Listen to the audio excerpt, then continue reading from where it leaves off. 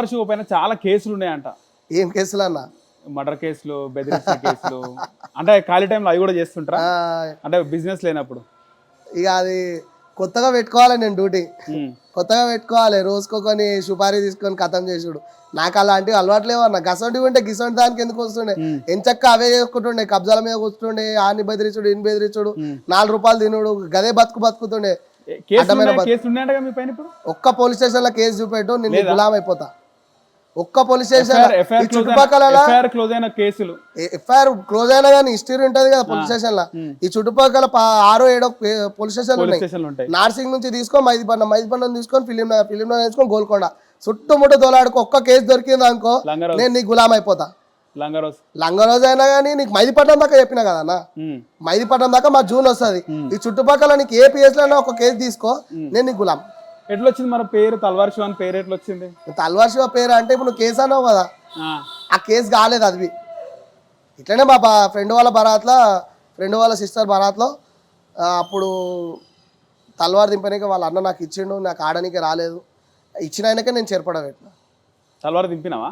అది దింపనీకే రాలేదు, ఏదో దింపిన పెట్టేసిన ఆయనకే. హసీ మజాక్లా పేరు అటు ఏడ పోయినా పిలవడము.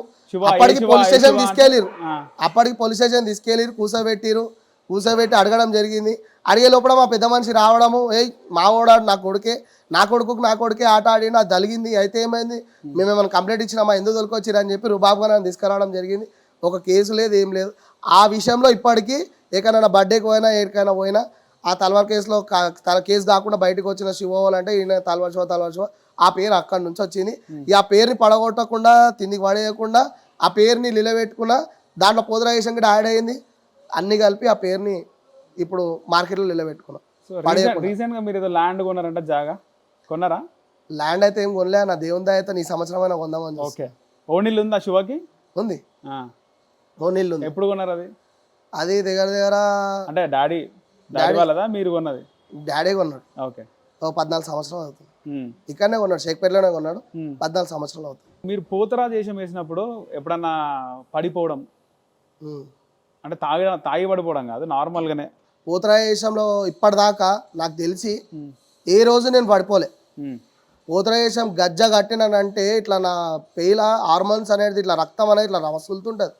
ఏ దానికైనా దానికి గుమ్మడికాయ అందరు తింద వలగొట్టిస్తారు. నేను ఆ గుమ్మడికాయ నెత్తికే వలగొట్టేసుకుంటా, కొబ్బరికాయ నెత్తిగా కొట్టేసుకుంటా. నాకు అంత ఉగ్రం వచ్చేస్తుంది. ఆ సామాన్ కట్టినానంటే నా ఎనర్జీ లెవెల్స్ అనేది పెరిగిపోతాయి.